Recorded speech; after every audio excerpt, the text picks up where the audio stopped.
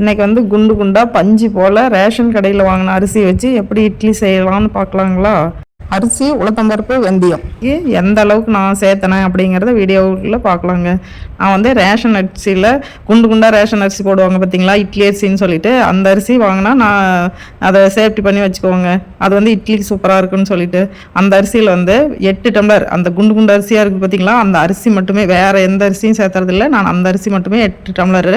அதே டம்ளரில் 1 tumbler உளுத்தப்பருப்பு, 1 spoon வெந்தயம், இவ்வளோ தாங்க நான் சேர்த்துறது. சேர்த்திட்டு நல்லா அரிசி வந்து சுத்தமாக 4-5 டைம் கழுவிட்டு, அதுக்கப்புறம் பார்த்திங்கன்னா ஒரு குறைஞ்சபட்சம் 6 மணி நேரம் நான் ஊற வச்சு எடுத்துக்கோங்க அரிசி 6 மணி நேரம் ஊறின பின்னாடி கிரைண்டரில் வேணுனாலும் அரைச்சிக்கலாம். நான் வந்து கிரைண்டர் வந்து யார் போடுறவங்க அப்படின்னு ஒரு சலுப்பு, அதனால் எங்கள் வீட்டுக்காரர்கிட்ட மில்லில் கொடுத்து விட்டேன் அரிசி அரைச்சிட்டு வர சொல்லி. அவரும் சாயந்தரம் அரைச்சிட்டு வந்து கொடுத்துட்டாரு.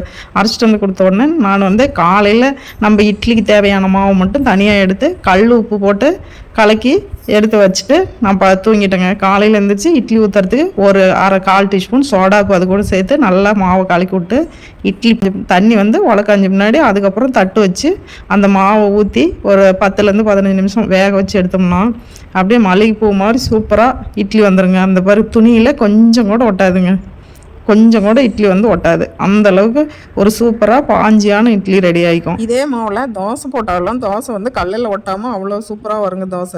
தோசையும் படி பஞ்சு போல் வரும், அவ்வளோ சூப்பராக இருக்கும். இது மாதிரி நீங்களும் ஒரு டைமே ட்ரை பண்ணி பாருங்கள். அதுவே ரேஷன் கடையில் அரிசி, சாப்பாட்டு அரிசி மாதிரி போடுறாங்க இல்லையா, அதில் வந்து ஒரு படி அரிசி எடுத்தோம்னா ஒரு 1/4 படி பச்சை அரிசி சேர்த்து இதே அளவுக்கு அரிசி எடுத்து ஆட்டி இட்லி செஞ்சிங்கன்னா அதுவும் சூப்பராக இருக்கும். ஆனால் இந்த கொட்டை அரிசிக்கே கண்டிப்பாக பச்சை அரிசி சேர்த்தனா நான் இட்லி நல்லா வராதுங்க.